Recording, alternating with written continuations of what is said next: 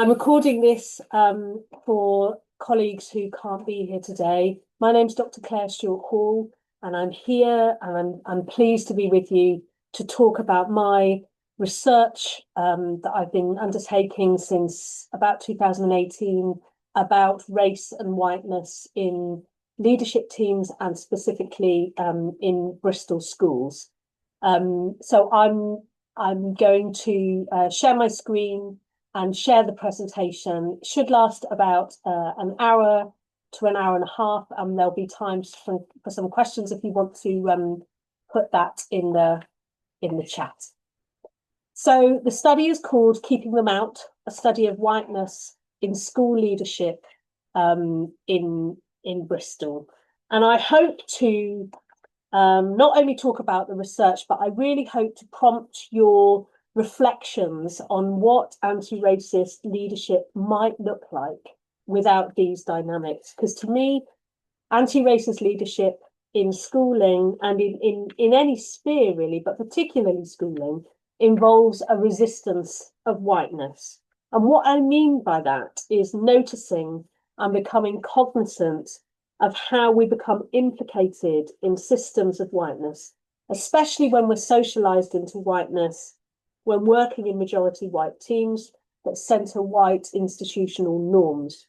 So my aim is to use this research to inform possibilities to reimagine the role of leader and leaders so that they can educate, lead, and safeguard staff and children in our schools, which I've spent 25 years of my career trying to do.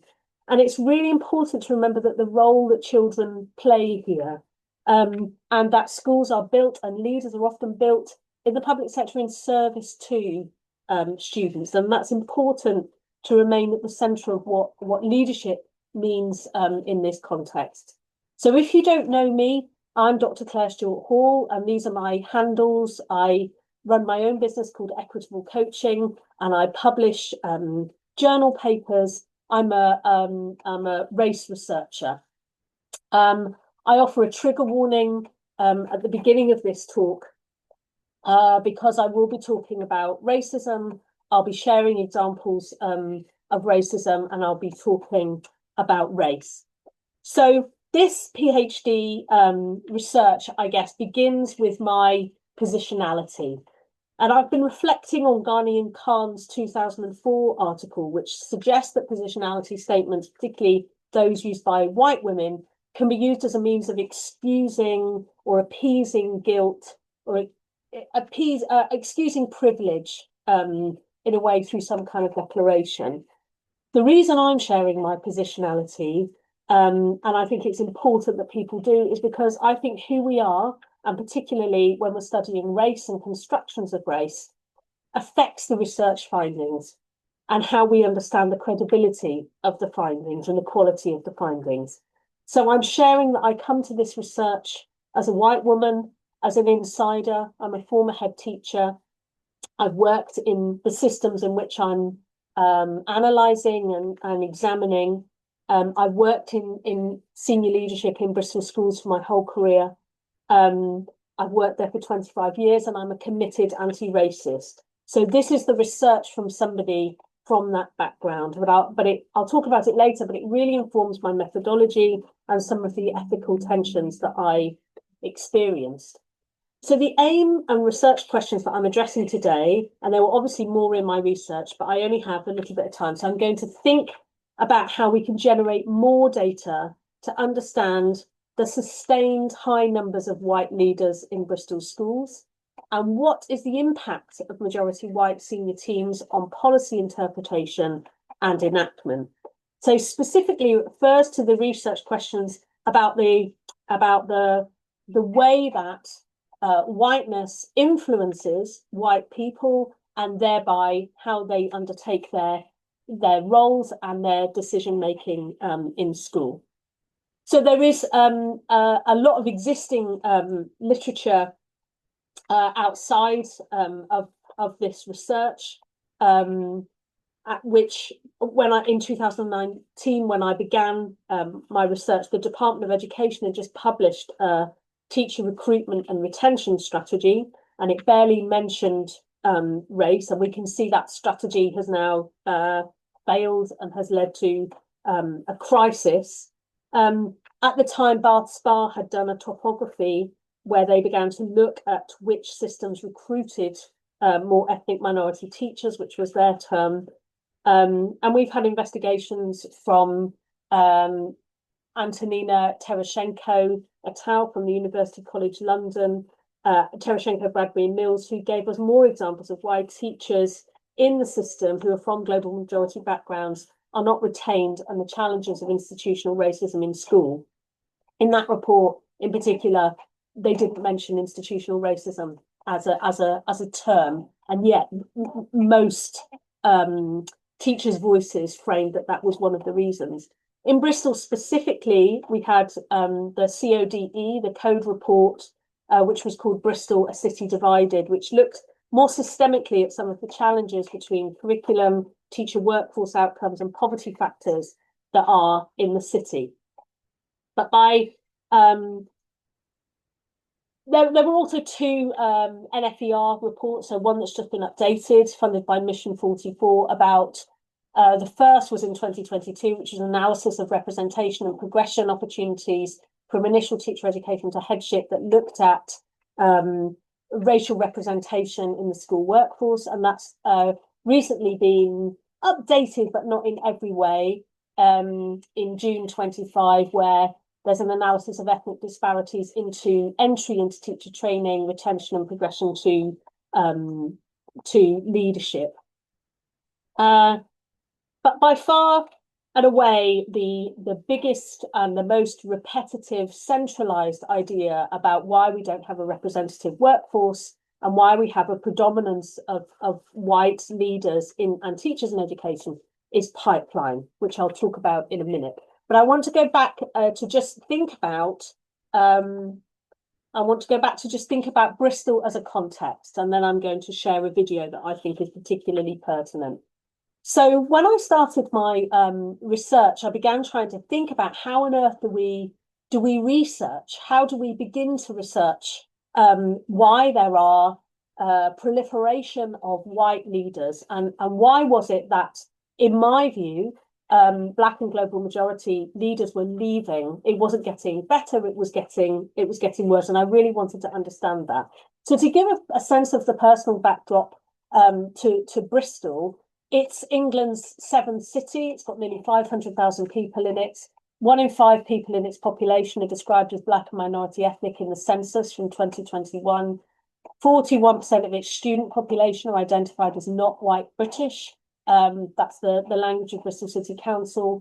21% of people speak a language other than English. The National's 20%. 6% of its teachers are from global majority backgrounds. The National is 11.4%, and Black and global majorities make up 14.5% of the working age population.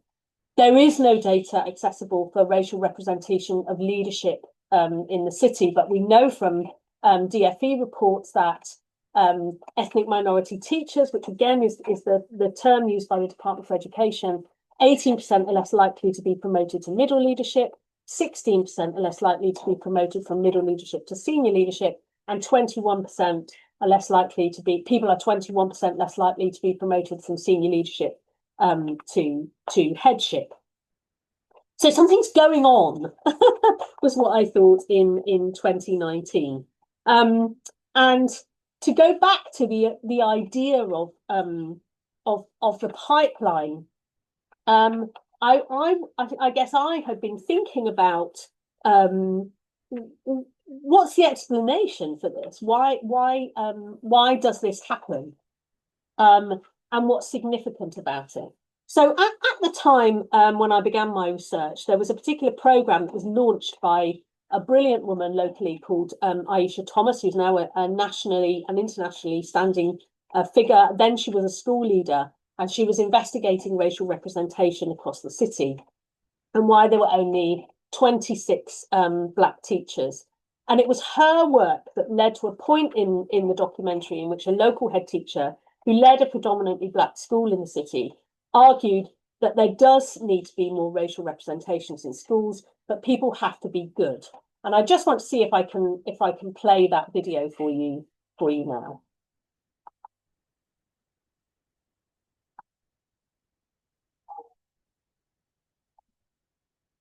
Or was from Trinidad. Wow. So in London, I wouldn't be able to get that in Bristol. Another Bristolian teacher I want to talk to is my old friend Shauna. She's a proper Bristol girl like me. But the thing is, she's never taught in her city of birth. So why is that?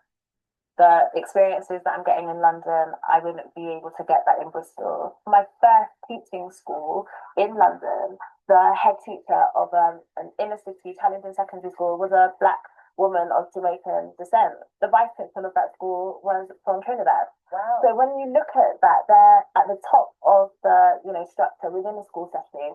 That is inspirational. I don't get as inspired when I look at schools in Bristol. Why does skin colour matter in teaching? Whatever group you have within your school, there should always be a teacher to reflect that culture. People need to remember that schools are a reflection of the wider society generally. When I walk out of those classroom doors. Great to catch up with Shauna. She's given me plenty to think about. But I've got an appointment with my boss now, and he's someone who's got the power to act and change things. I told him our students were shocked by the low numbers of black teachers in Bristol. Does he find it shocking? I don't. Okay. I don't find it shocking. I find it wrong, but it doesn't surprise me. Should we have more black teachers in the school? I mean, we have over 70% of our students from the BME community. Yes, I'm going to put a clause on it. Yeah. They've got to be good. What is City Academy doing? And I just want to pause there, because I think this really underlines the attitude to representation in Bristol as a city, and my study focused on Bristol as a city. What it does in this scenario is this response around did two things really. There's a sense of what he's saying is that we can only have black and brown people in the system if they're good enough. But the main kind of underlying perception and implication is that the reasons we don't have enough black teachers and black leaders is because of pipeline. And this kind of perpetuated this idea that we've got a pipeline problem rather than other factors that are affecting retention. And certainly as a practitioner, my experience had been very different to what this head teacher was describing. I'd always been led spectacularly well by well-informed, well-trained, educated black educators who had taught me how to teach. So what we're missing really is in reinforcing these ideas of pipeline is that somehow black and brown teachers, teachers from the global majority need to do more, to be better trained, to be coached.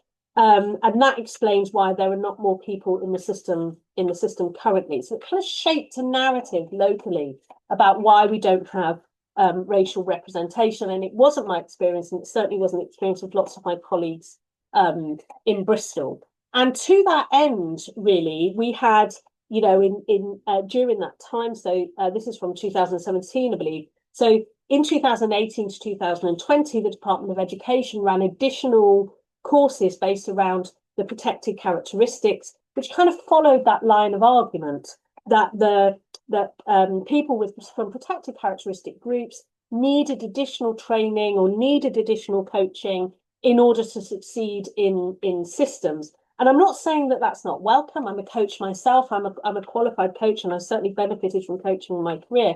But what I'm saying is that is not the whole picture. And I think this statistic from Tereshenko, Bradbury and Mills is quite significant in that at a national level, only 16% of schools employ over 20% of their teachers from minority ethnic groups, which suggests that actually most schools are either predominantly white schools, but larger numbers of people from black and global majority backgrounds are in the same school.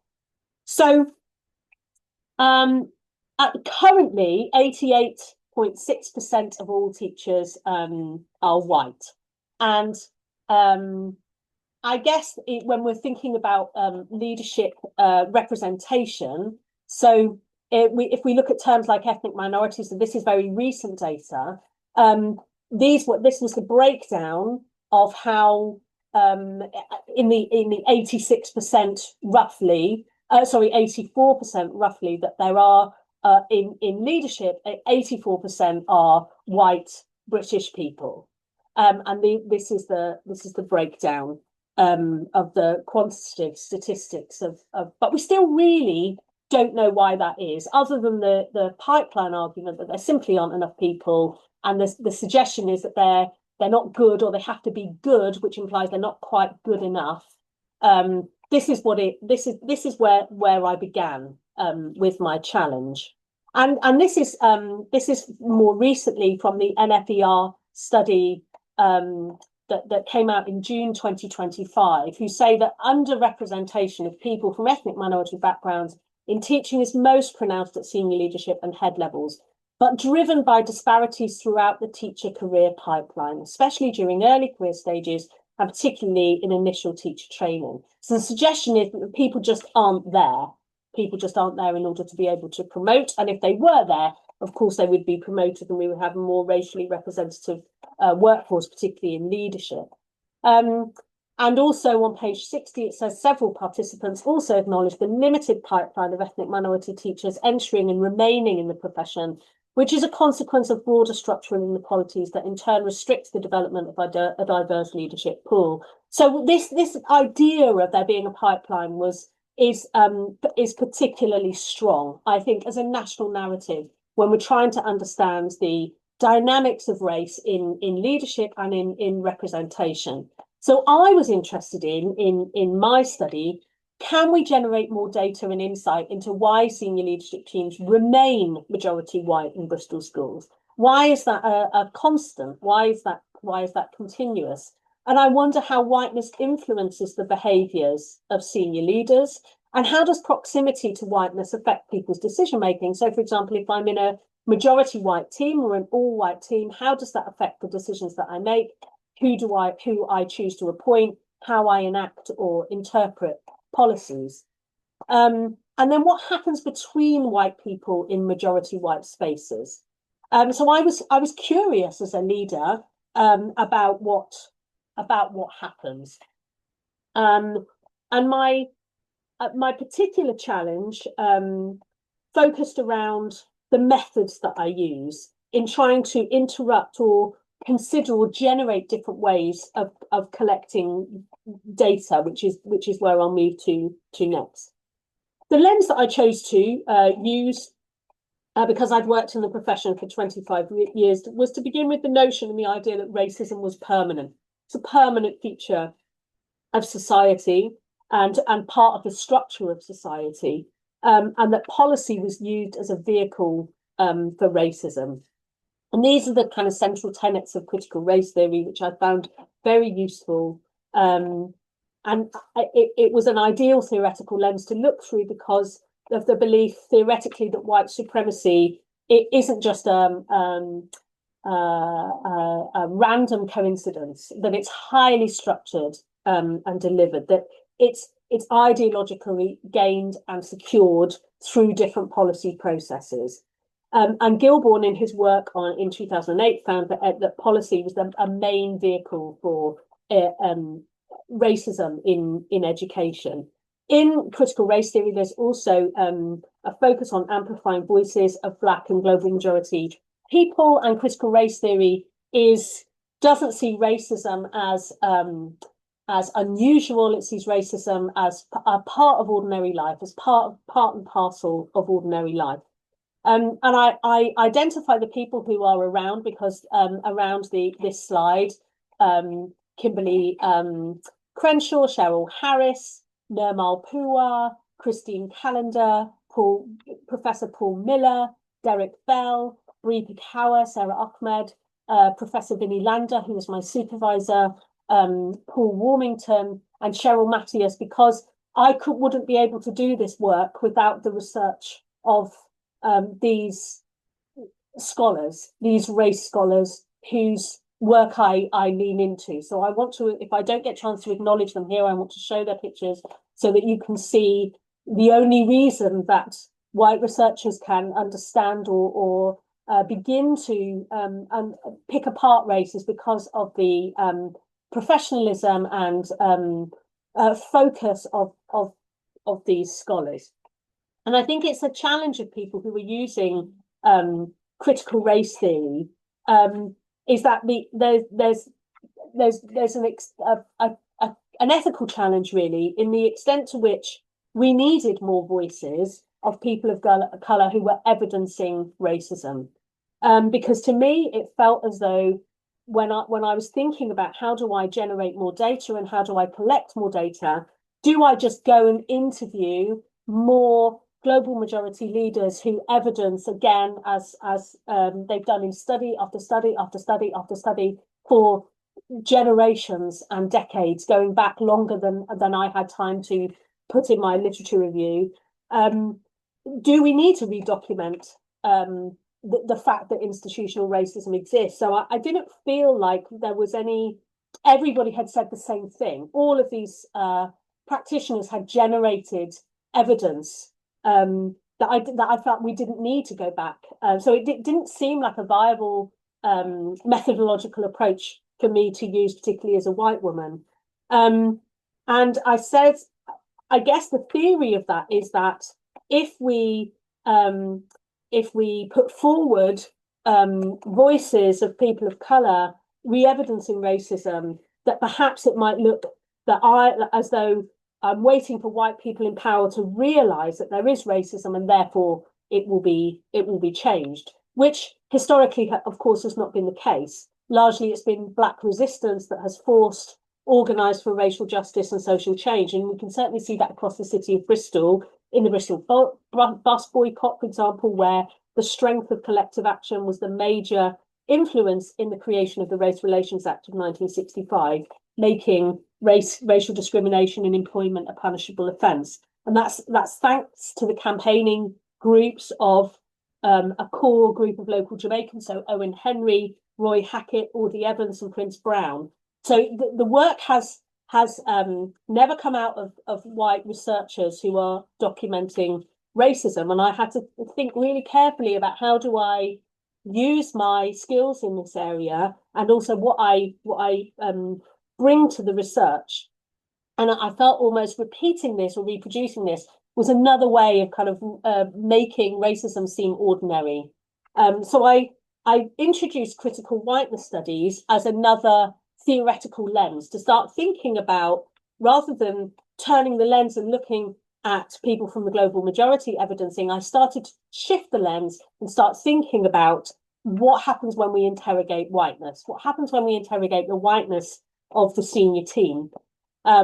So I acknowledge that race identities that I'm talking about have insecurities of meaning and difference. We don't mean the same thing necessarily when we're talking about white and black. These terms are socially constructed, they're unstable, they're intersected across race and class, gender and sexuality. It's not a homogenized group.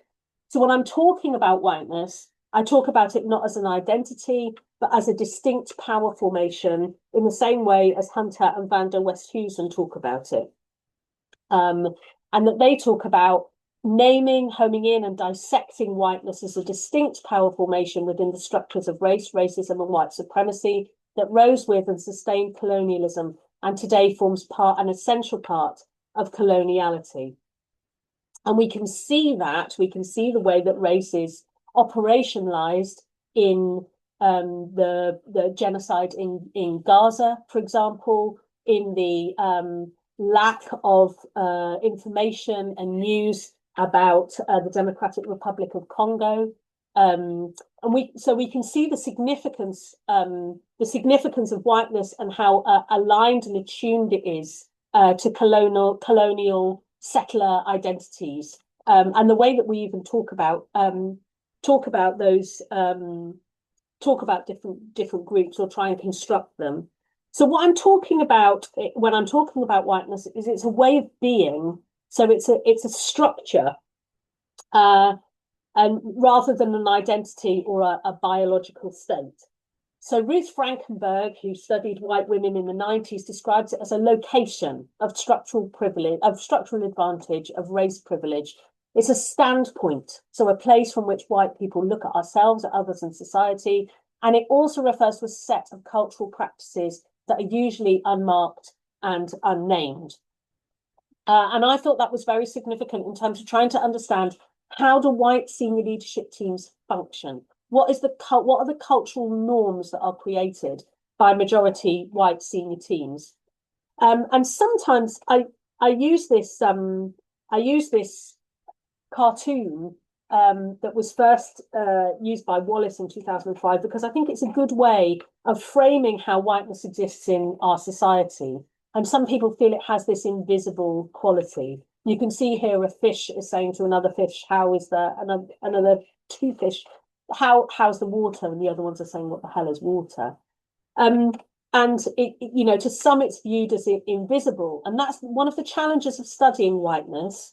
That I had to find ways methodologically of bringing it into the centre. And I think Bush summarizes whiteness when he says, whiteness reveals the ways in which whites benefit from a variety of institutional and social arrangements that often appear to whites to have absolutely nothing to do with race. And so it gave me a methodological challenge. So how do I study whiteness, this thing that people understand or view as invisible, in a way that I didn't feel like it was invisible? I felt like it was really, really obvious. And I've been conscious through my talks and the feedback that I've received that whilst I'm studying whiteness as a white person, of course, Black scholars have framed whiteness in multiple ways for hundreds of years. There's nothing invisible about whiteness to Black scholars. So I'm just going to share 3 different ways of thinking about whiteness from the perspective of Black scholars. So I start with Bell Hooks, who describes whiteness as mystery. She says, even though the majority of these students politically consider themselves liberals who are anti-racist, they too unwittingly invest in a sense of whiteness as mystery, that we don't talk about it or we don't unpack it.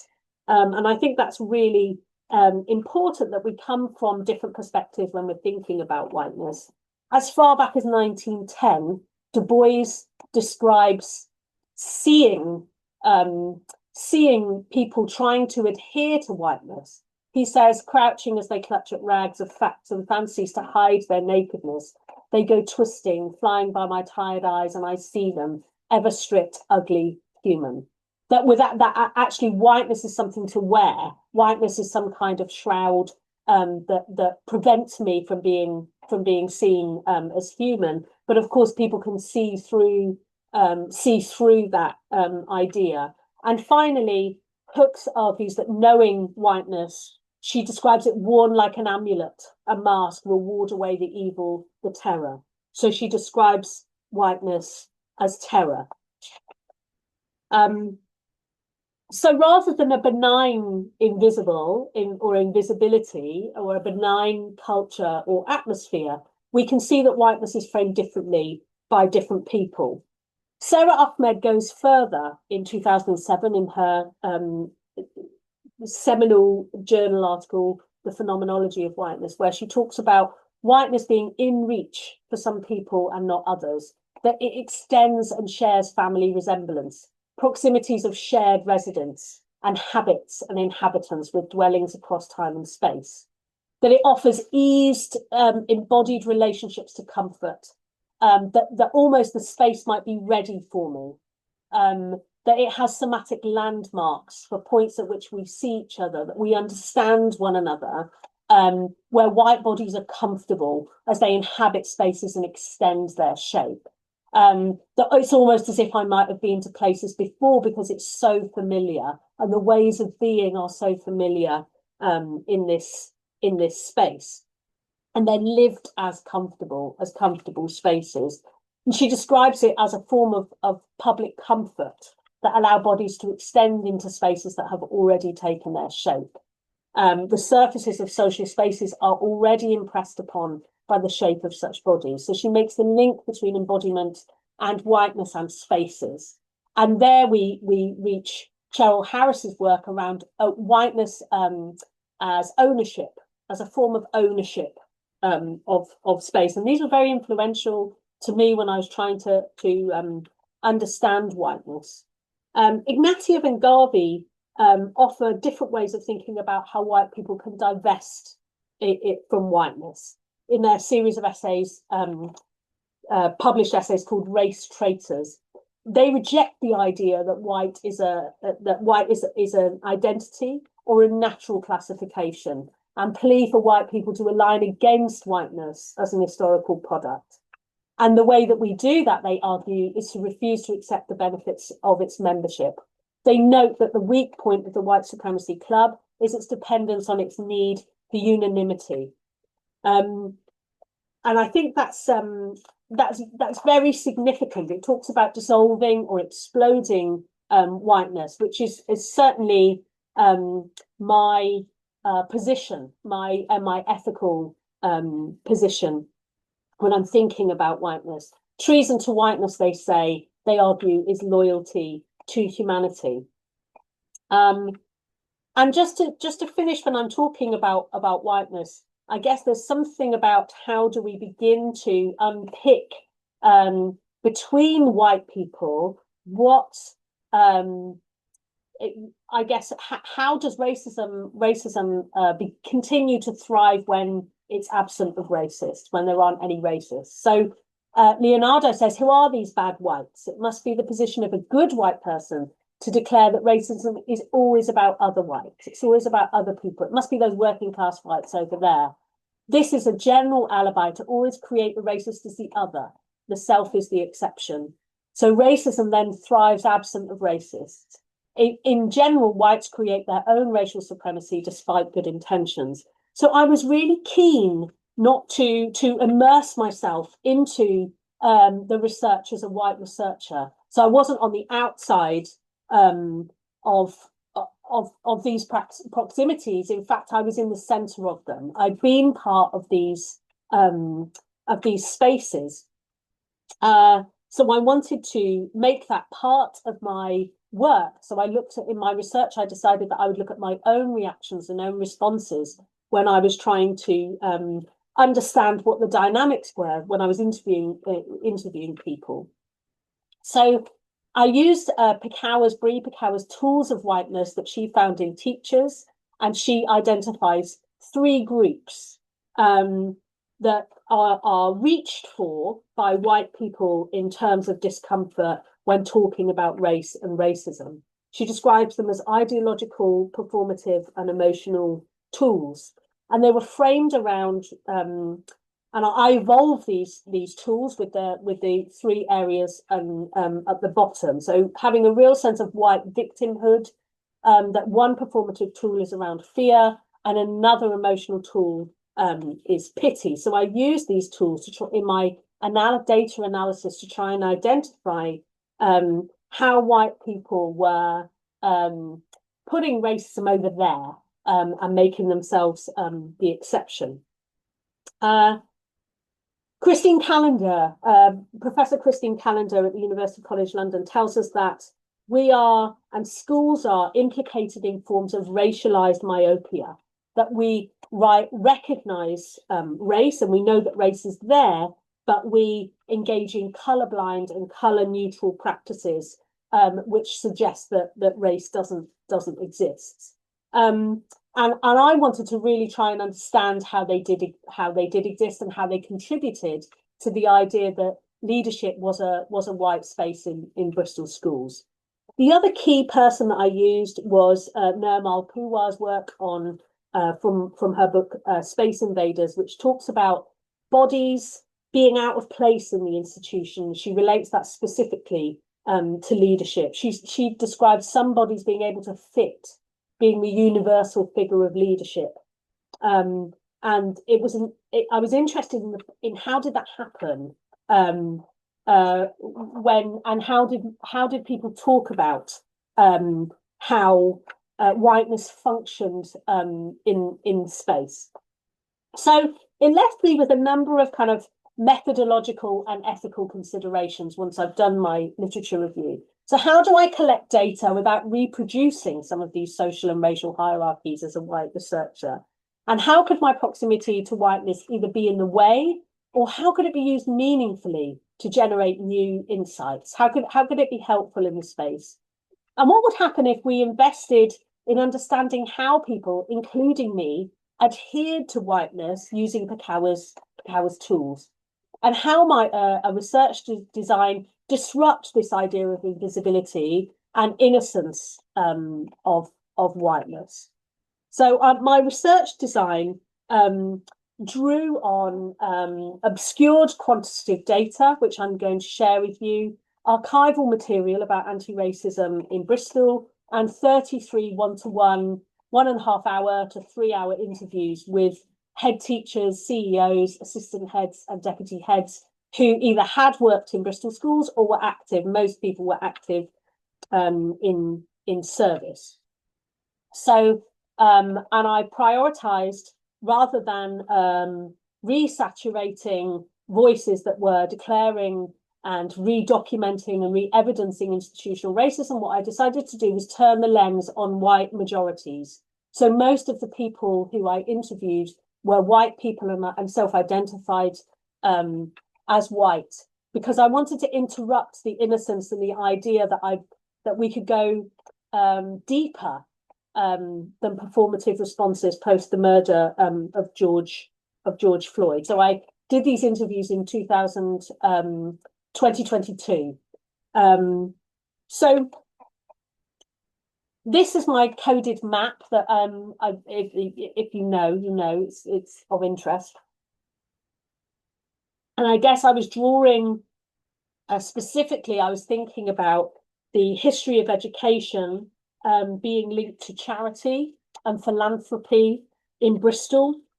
There was also a really strong analysis of white saviorism and of the way that spaces were gate-kept. The assumptions of whiteness that were assumed of me as a white person, who I was assumed to be, and what I would assume to be aligned to. And there was a big piece around embodiment, disgust, and fear of the other, of different parts of Bristol, people who were lived in different parts of Bristol.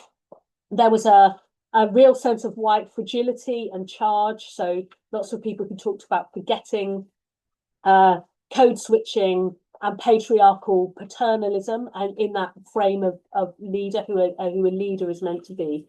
And these were really helpful in organizing the processes of whiteness that we use to then break down patterns of behavior. So I'm going to start with some archival data. And the reason why I collected and immersed myself in the Bristol archives was because I didn't want to, when I was interviewing people about whiteness, I didn't want to, and what I noticed was that leaders would only talk about whiteness or white majority teams, or recognize the importance of institutional racism from 2020 onwards. And continually I was saying to participants, but what about previously? What about before 2020? And it was really challenging. And in that way, it feels as though anti-racism is perpetually starting again, and is still in its infancy. And I wanted some way to document that anti-racist praxis and anti-racist momentum has been happening in this city for hundreds and hundreds of years. And so I included these, not just for my own, these artifacts really from, and I studied education policy, minutes of council meetings, and I have just pulled out some examples that I think are helpful in order to try and understand the way that we can trace back how and why race has been constructed in a particular way in this city, in the city of Bristol, for hundreds of years, and why there are echoes, there are cycles and repetitions. So the first piece is a Bristol campaign for racial harmony from 1978. So I wanted to position the idea that anti-racism is in no way new in Bristol. And it was developed by Carmen Beckford, who was Bristol's first race equality officer in Bristol, who, if anyone, has contributed, I think, such a lot to schools and the way that schools function. So following a period of racist attacks on people in St. Paul's in the 1970s, Bristol's campaign for racial harmony is an important article to share here. So secondary sources suggest that in 1977, the Fascist Party, the National Front, stood 21 candidates in the 1977 Avon County elections. 18 of them were in Bristol. All except one came last. However, fighting broke out across the city at different points in 1977 and 1978 in Southmead and St. Paul's. Secondary sources note that a 1977 flyer stated that there was an alien wedge in the city, which consists of St. Paul's, Montpellier, and Baptist Mills, trying to expand outwards further and further. The national movement Rock Against Racism toured nationally and came to Bristol in conjunction with the newly conceived Anti-Nazi League. In the English general election in 1979, a civil servant National Front member stood in the Clifton ward along with 303 other National Front candidates across England, although they lost. In light of this context, I think this poster is a testament to the organising that happened in Bristol during this time through the Council for Racial Equality, and demonstrates the counter-resistance long burning in Bristol in response to racial violence. Many National Front meetings attempted to take place in schools, in Speedwell schools, amongst others, for example. So this is just one of the many responses and calls to action by activists who gathered collectively and in solidarity against racism in the face of violence, demonstrating the critical work of Carmen Beckford and the Council for Racial Equality at the time. So I think this is a really important piece of evidence that has a history that I think leaders and practitioners can draw upon. This kind of organising that features children at the heart of it and comes from the education sector. And it also shows us that leadership in terms of education hasn't always been a white space. That actually there was a time when leaders are being led by fantastic leaders such as Carmen Beckford. So I thought this was a really important piece as a leader in Bristol to know that discrimination has been organised against for a very long time. The second piece is from Balraj Sandhu, who is a principal race equality officer on Avon County Council. And Balraj, and I think what's especially important about this document of 1984 is the way that it identifies whiteness as a significant barrier and a professional learning need. So he says, asked about the vital role of white individuals and organisations, Balraj said he was speaking from a black perspective. It was foolish to say that all white people were racist, as this was stereotyping. His address was aimed at institutional racism. The dynamic of this were different from one-to-one relationships, and there were not sufficient numbers of black people in power to change things without white allies. And that's from 1991. So there's a significant, I think there's a significant call to action here around allyship and the identification of institutional racism, which is well before the Macpherson report. So I think it begins to give some strength to the idea that people have been fighting racism and institutional racism as an idea in schools for a long time. This piece, which is from the Bristol's Council for Racial Equality, which is studied all over the world, is a call for an anti-racist policy in every Bristol school, and it's from 1984. And I think it says something very important, really, about identifying whiteness as a significant barrier and a professional learning need for staff. So it says, this paper has been written by Bristol Council for Racial Equality as a major contribution to the debate about the need for an anti-racist policy. It's recognised by BCRE that officers in Avon County Council Education Department do not have necessary knowledge or experience to put papers before committees which can clarify the intensely complex area of anti-racist policies and multicultural policies.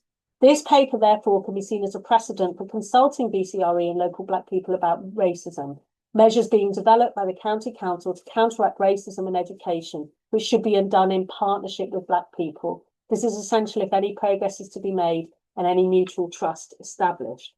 So 40 years later, it's obvious that the wording, and it's been underlined, that the people who are, and I can only assume white people, who are in the Avon County Council Education Department not having the necessary skills or experience, it's obvious from the wording and the emphasis in paragraph 1 how interpretations of policy were being questioned back in 1984. In addition, the importance of community partnership in policy development is focused on suggesting that previous attempts at building policy had not included the voices of racially minoritized people who were actually experiencing racism. It's so assertive and so clear, and it really identifies the important knowledge gap between the Education Department of Bristol City Council, schools, and families who are trying to do something about the racism that their children who were experiencing. So I include this quantitative data because, archival data, because I wanted really to not adhere to the idea that anti-racism began in 2020 with the curbside murder of George Floyd.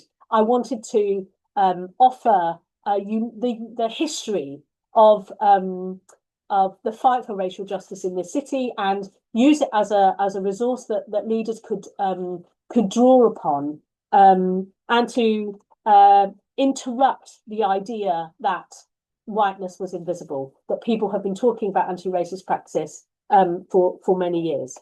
So I'm going to share the quantitative data, and I've included it because it was part of the Freedom of Information request that I sought. And it's misleading because it only includes, although there were quite a lot of schools who gave me their sample, it's only a small sample of schools relative to all of the schools, and a lot of data is missing, is withheld, and involves assumptions. So if you look at the amount, the totals not obtained were large, I think. So it can't be verified because it's not, therefore not trustworthy. It uses categories that are inaccurate and inconsistent with how people identify, and it divides ethnic groups, and it takes away the focus away from the systemic nature of racism.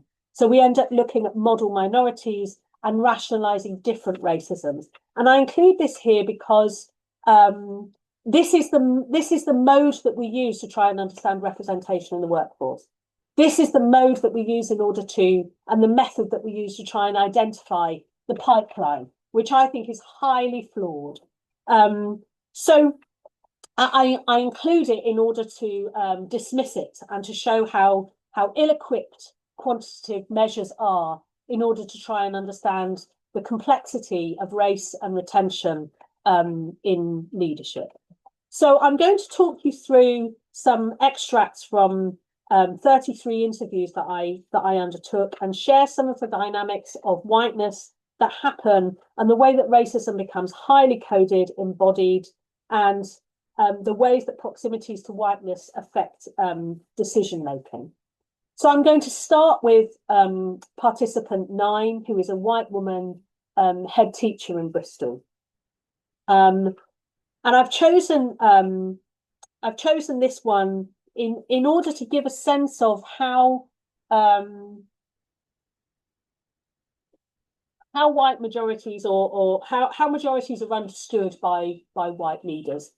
She says, as a white person, I probably wouldn't ever walk into a space, or certainly until recently, and go, oh, everyone's white in here. It would just be like, this is life. Isn't that?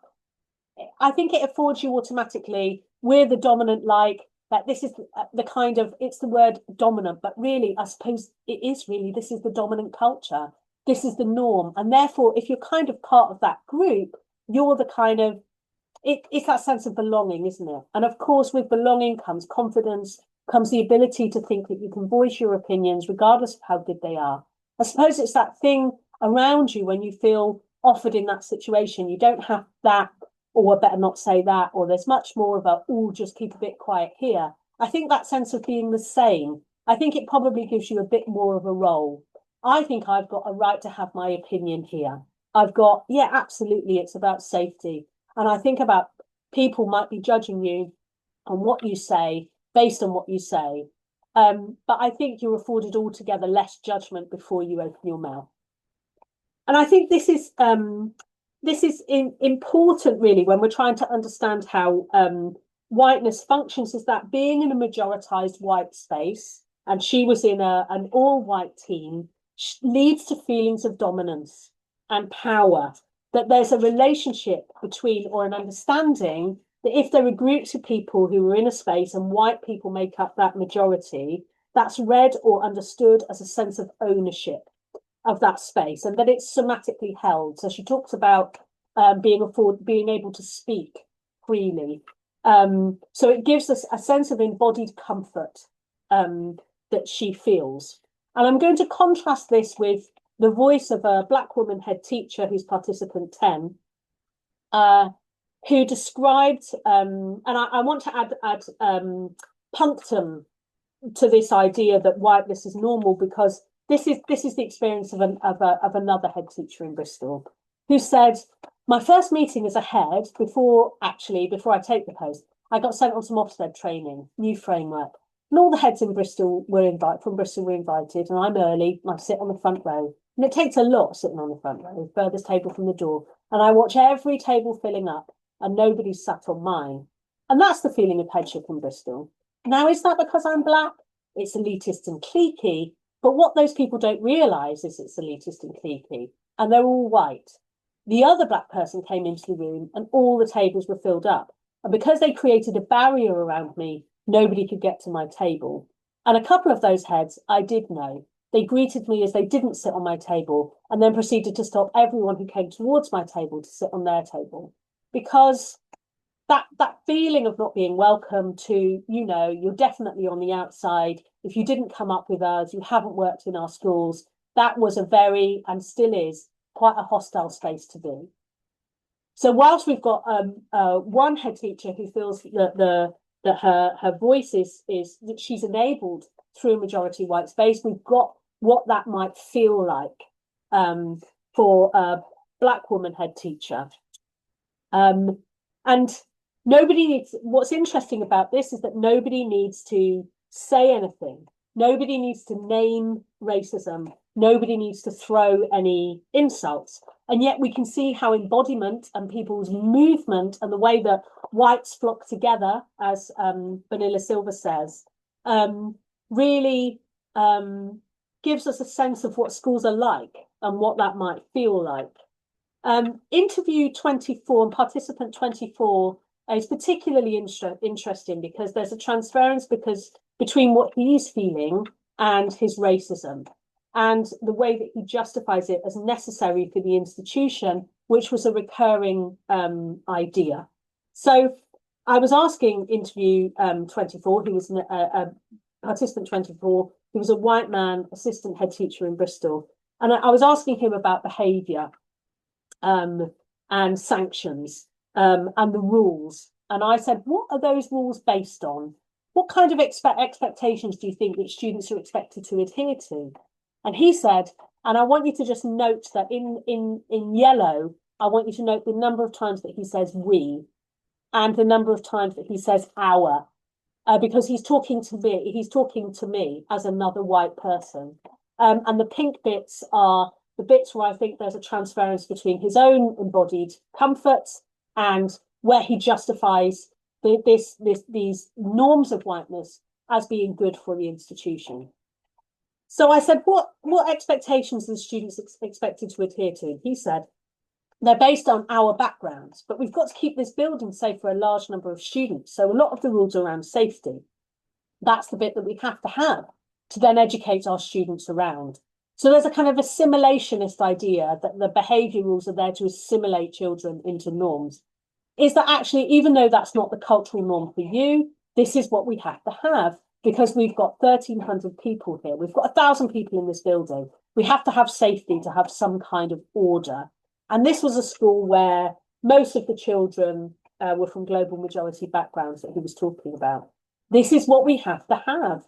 But we also need to understand that it's not normal because actually a lot of those rules that were in place at school were rules that we had when we were in school. And we probably had exactly the same rules at home, identical rules at home. And we were brought up with those rules because that was part of our culture. So I think it's a norm for us to just then say, we'll carry on doing this because it's as a white British person, this is what we do. And so it's not then necessarily reflected or reflected in the culture of the whole school.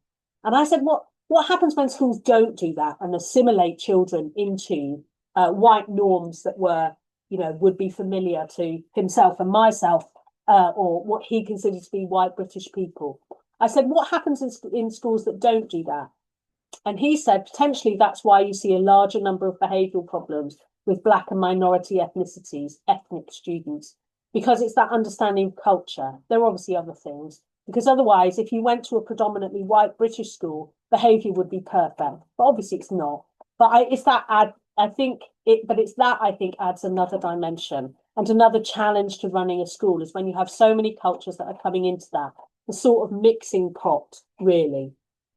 So we've got this kind of mixing pot analogy, which is a sense of biologized race, that somehow the purity of the white majority is somehow being interrupted, or a sense that different ethnicities have a kind of sense of have biologized norms, which flies in the face of Black British culture, of people who've lived in Bristol, who've been raised in Bristol. It associates Blackness or people who aren't white with other, with different cultural norms, which is bizarre in that we have evidence that Black and brown people have lived in Bristol since the 12th century.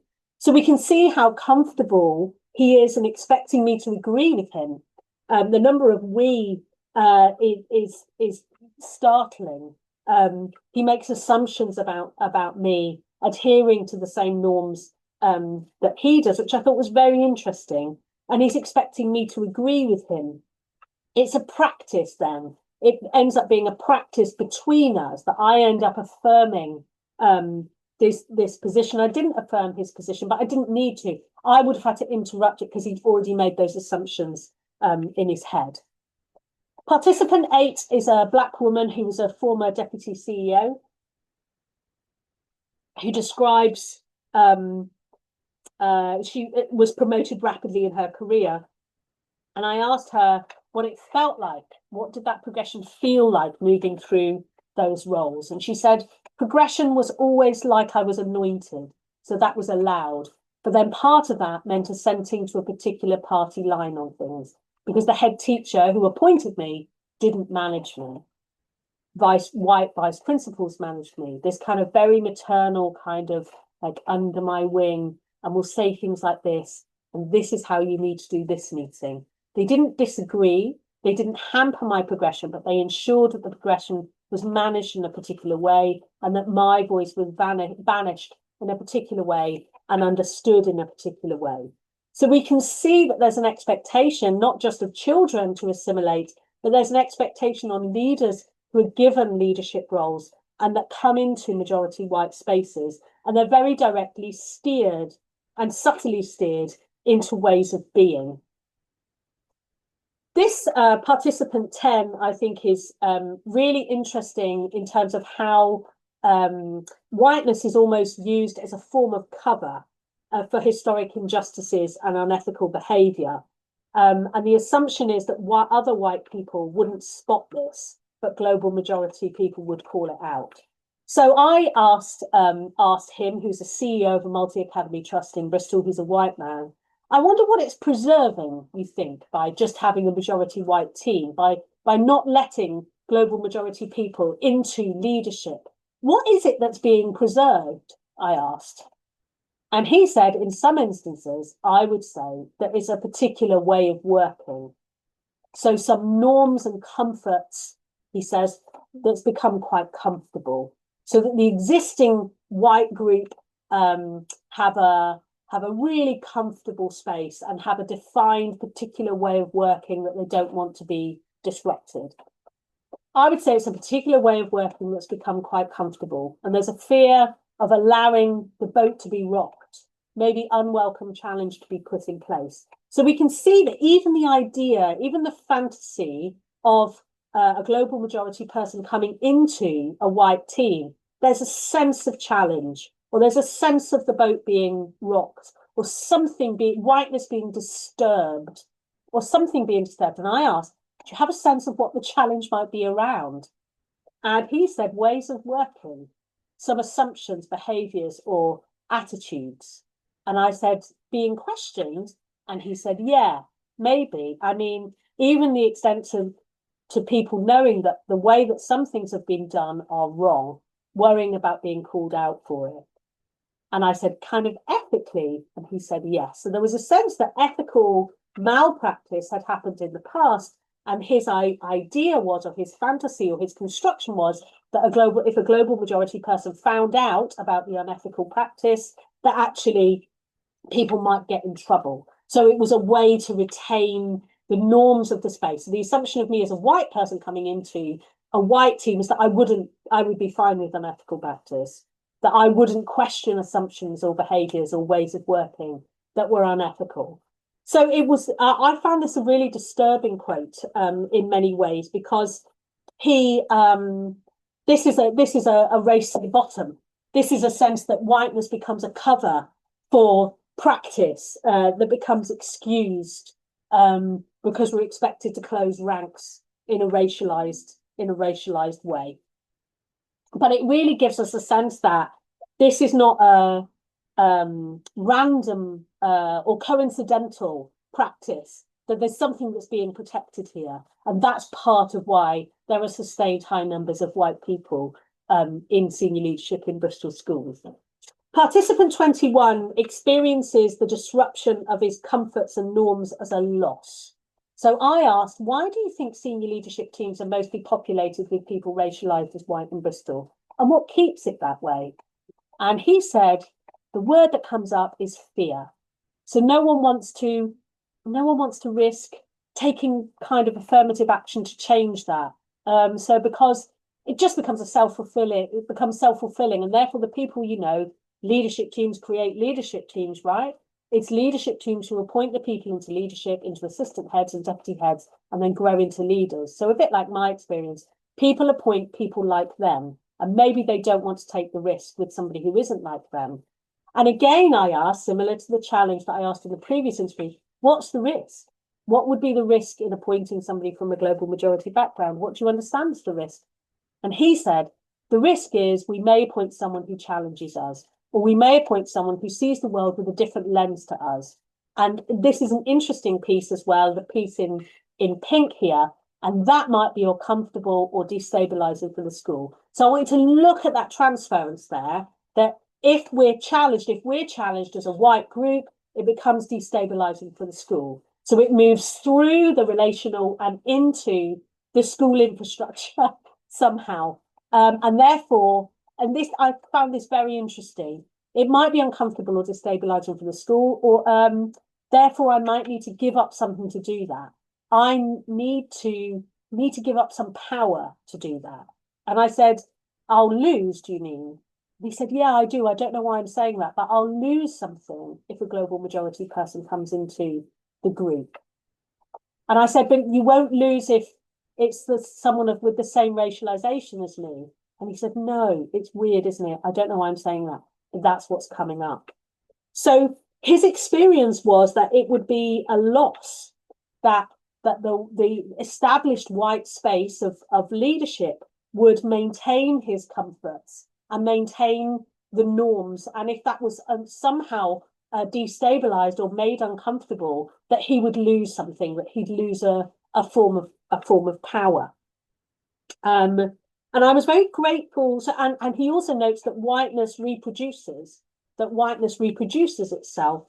And I was very grateful for him telling me this, because he was really unsure of himself and he still went into the conversation. I think because he felt safe with me as another white person. I think this is a dynamic that neither he was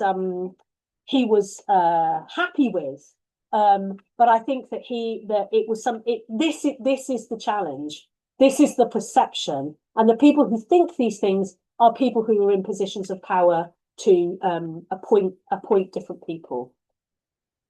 Another thing that happened, I think, which is significant to Bristol, is the lack of discussion about relabeling racism as something else.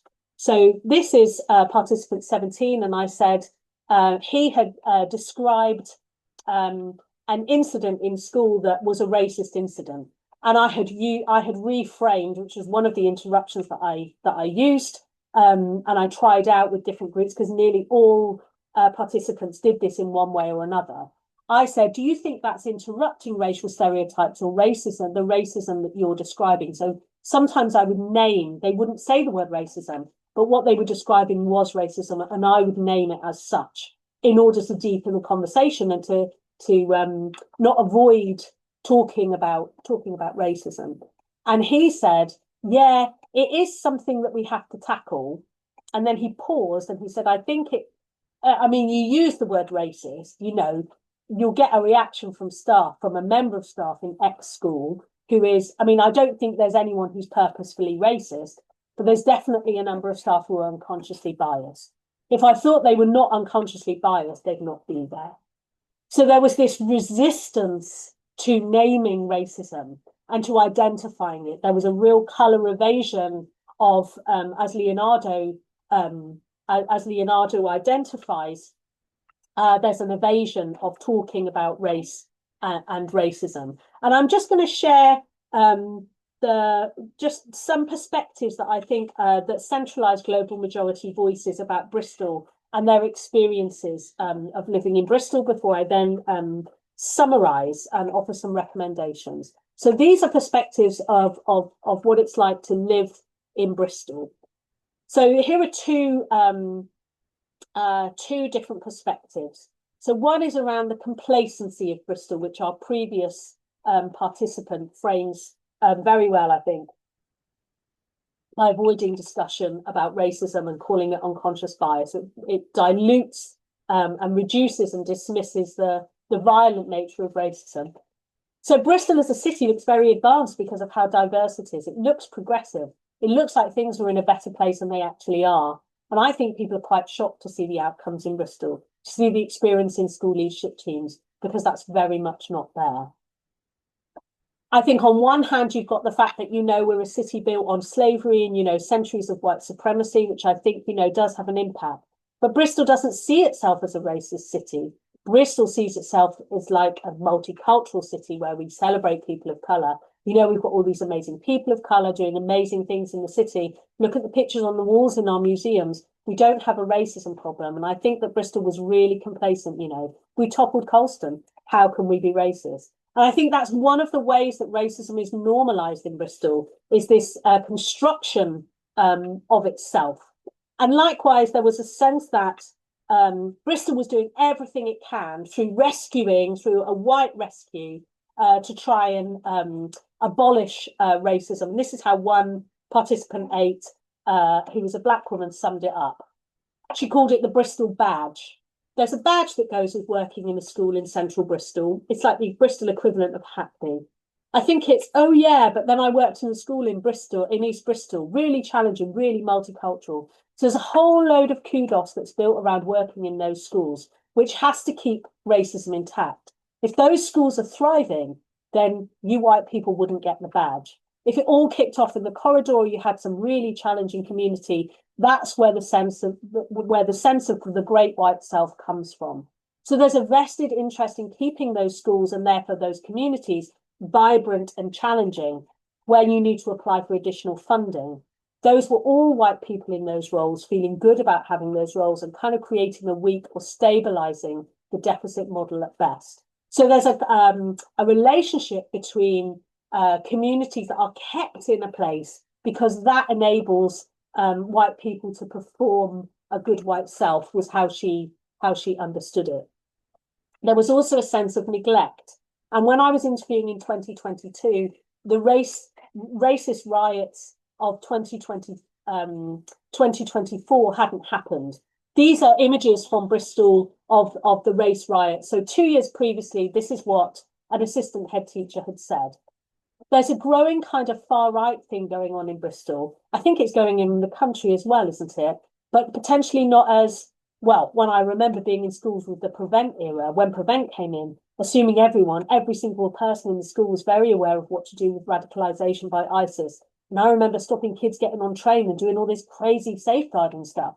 And there's just not that buzz and motivation right now. And in my opinion, the same thing is happening, just to a different group of young people who were white people. And how as leadership teams are dealing with that, you know, the same people who are in the leadership teams pretty much, they're still majority white. It just seems that white, and what she meant was far right nationalism to white people, was less scary to them because than Islam and what was framed as radical extremism, Islamic extremism, did seem scary, and actually the idea of far right activity didn't seem as a threat.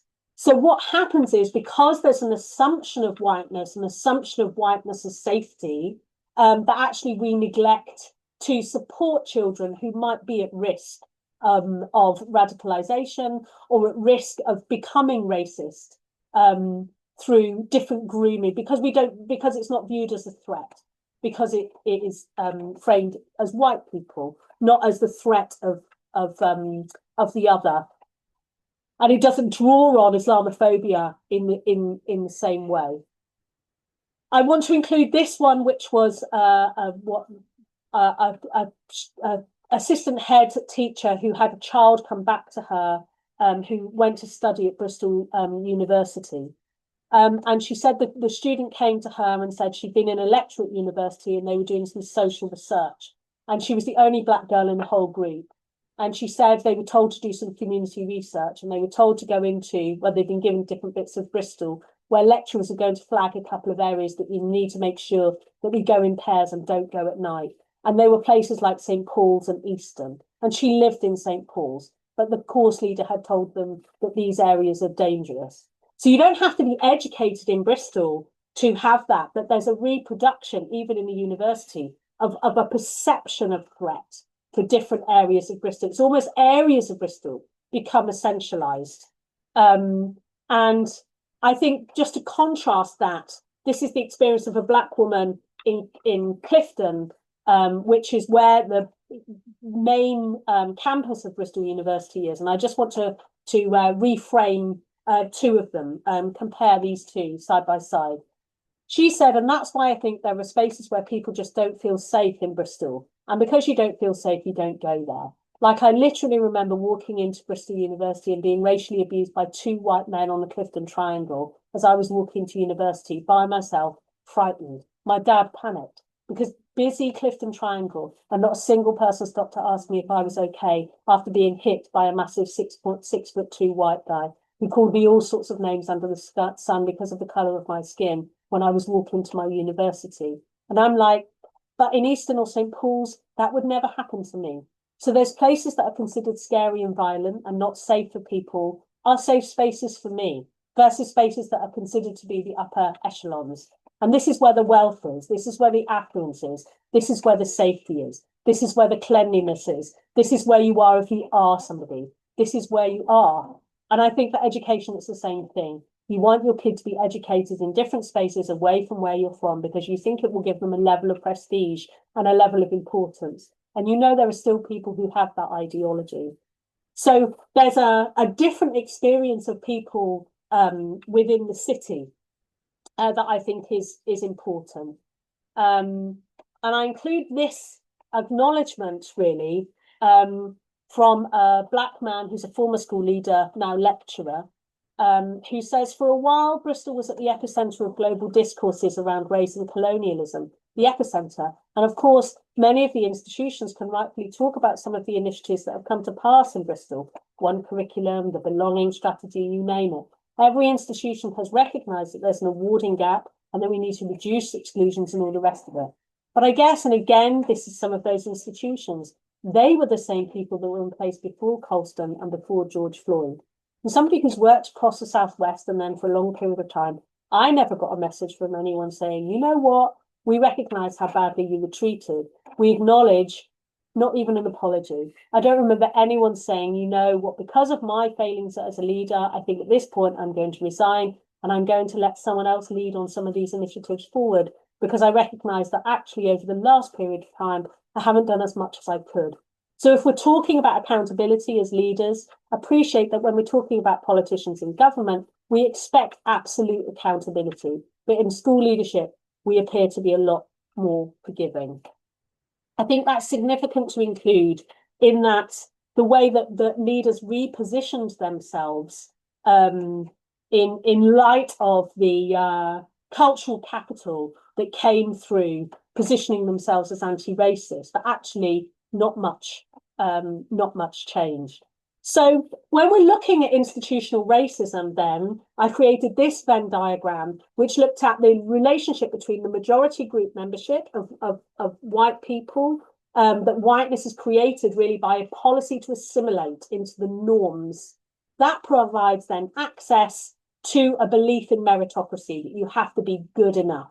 And there's a kind of perceived neutrality of sameness and fairness. That means that we don't question privilege, or we don't question advantage, particularly if people have the same racialization as us. And I created this as I describe it as whiteness as a compass point that allows white people to orientate themselves in 4 different areas. So they were ones where proximity to whiteness was shared, that you could assimilate to norms. That's how you were accepted into the group, that white comfort had to be prioritized. And it's framed in terms of maintaining the status quo and not being disruptive to the school. There was a sense of white saviorism, was definitely an identity, which I'll do a talk on another time, which was unspoken and coded, and a colour evasion and an innocence of whiteness, that whiteness wasn't necessarily significant or didn't need to be talked about. And yet there was a kind of emotional and embodied feeling of discomfort when it was.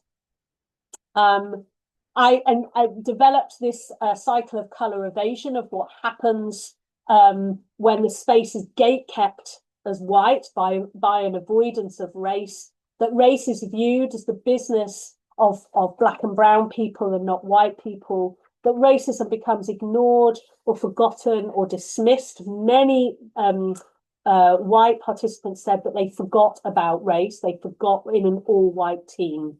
And when it was resurrected, when it was necessary, it was in order to rescue someone from a difficult situation. So it meant that global majority people could be children in particular could be rescued from some kind of challenging circumstance. That's when it was allowed to talk about race.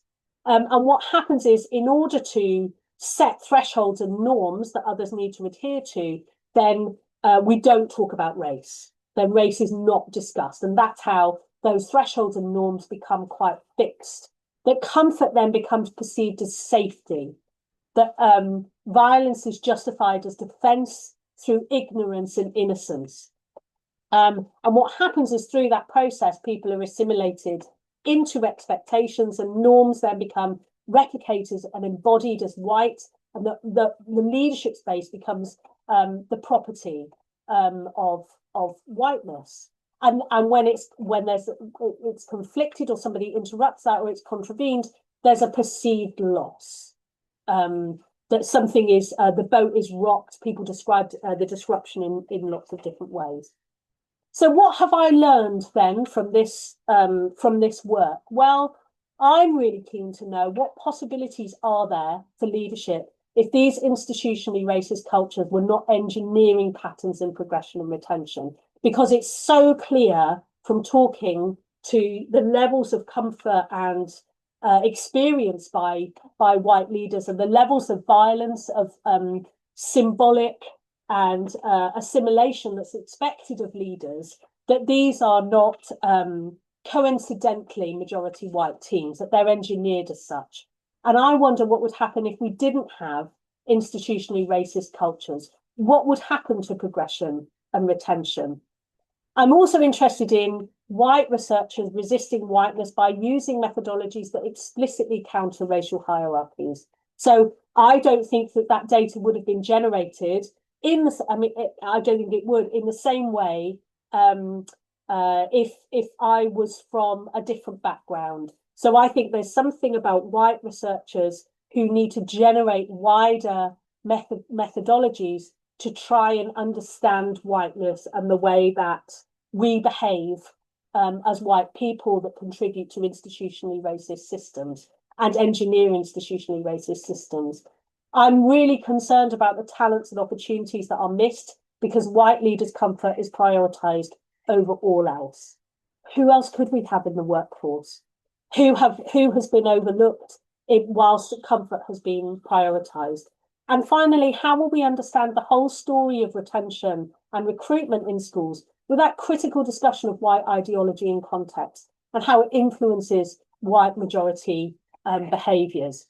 So I think an abolitionist perspective about whiteness in leadership is far better than a reconstructionist position. I don't think this can be reconstructed. I think we need to begin again and look at the training that we offer to try and understand and recognise intergroup interactions in institutional racism, because essentially what we're trying to do is safeguard children and staff at the end of these policies. And I would question really how legitimate it is when people are making decisions on the basis of their comfort.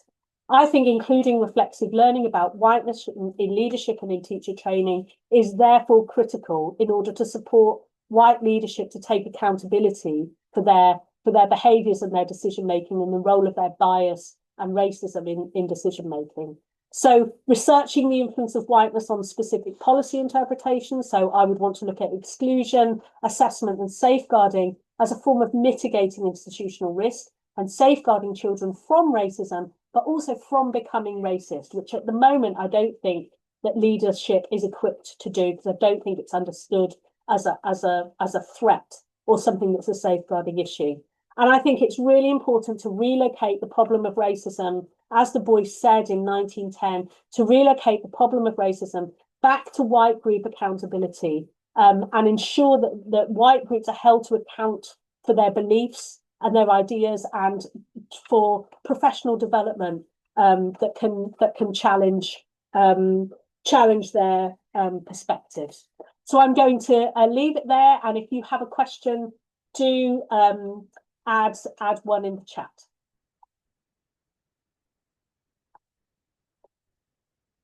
So there's a question that says, this is such important work. How can we share it with the people who need to hear it? So I will put this video onto my website.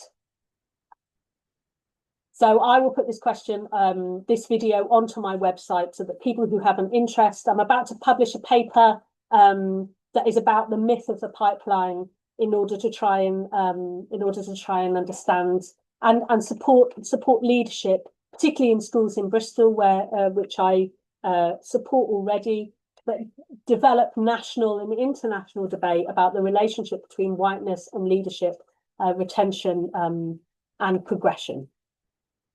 Is there another question that people would like to share?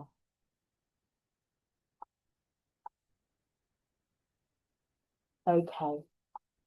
If there isn't, then I will leave it there and say thank you so much for coming and listening to this talk. And I look forward to engaging with you at a later point. If you wanted to get in contact with me, my email is claire.stewarthall@gmail.com. Many thanks.